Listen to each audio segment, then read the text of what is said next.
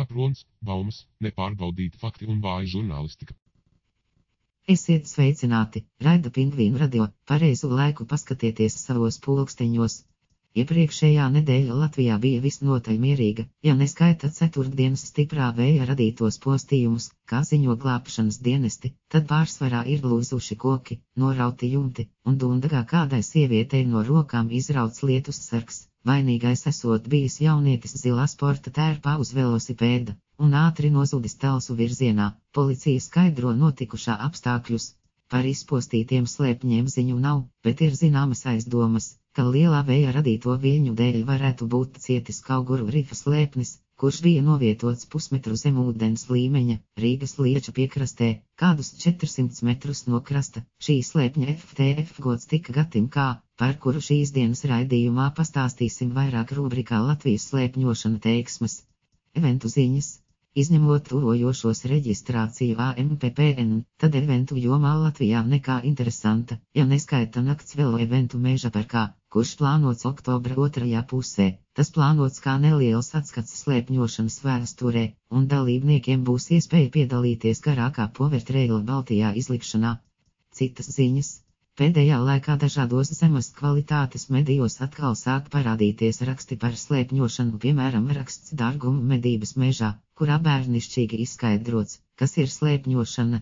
Raksts papildināts ar lēmrumu spoileru un sēņu bildēm. Tagad atkal varam gaidīt ģeokopienā jaunus biedrus, ja kādreiz pēc šādām nepārdomātām publikācijām ģeokomūnai pievienojās pamatskolu klases, tad tagad varam gaidīt sēņu kārus pensionārus, kuri daudz nedomājot, ātri apmaldīsies pat ziedoņdārzā, kur nu vēl kādā ārpilsētas mežā.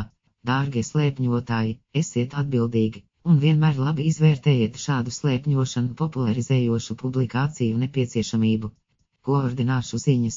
Atsaucoties klausītāju daudzkārtējiem lūgumiem, uzsākam mūsu raidījumā jaunu sadaļu slēpņu koordinātes. Šodienas koordinātes ir N56 grādi 50,753 minūtes un N023 grādi 55,603 minūtes.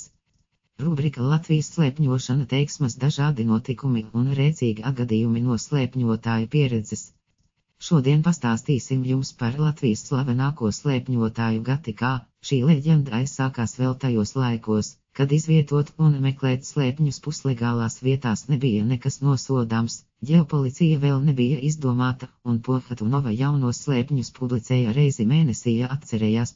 Kāds cits, nemazāk leģendārs slēpņotājs Raimis, ierādīja savam bečomam Gatim slēpņošanas spēli, un Gatis kā tā pavilkās uz šo, te laikam jāsaka gan brīvā, gan darba laika nodarbi, jo kurš gan nav meklējis kādu slēpni arī darba laikā, tā Gatis kā nevarēja apstāties, pirms nebija atradis visus to brīdi Latvijā aktīvos slēpņus. Šāds gadījums Latvijas ģeoslēpņošanas vēsturē ir reģistrēts tieši viens, dokumentēts Sveikuļu eventā, 2009. gada 14. martā, tiesa gan, tas nebija uz ilgu laiku, un tiesa gan divi. Šo vairs neviens nav saņēmies atkārtot, turklāt ceļā uz šo sasniegumu Gatis kā gāja ļoti mērķtiecīgi, slēpņus un tajā skaitā neskaitāmus FTF galvenokārt atrodot vakaros pa ceļam no darba uz mājām, dažkārt Rēzeknē, dažkārt Slīteres mežos, reizēm gan Gulbenē, gan Liepājas karostā vienā vakarā, ņemot vērā jaunāko laiku privātpersonu privāto datu aizsardzību,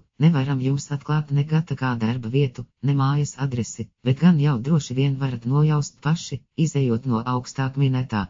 Novēlot arī jums Gata kā apņēmību un neatlaidību meklējot slēpņus, šovakar atvadamies, studijā bija Baiba Hluļinetirova bļodniece,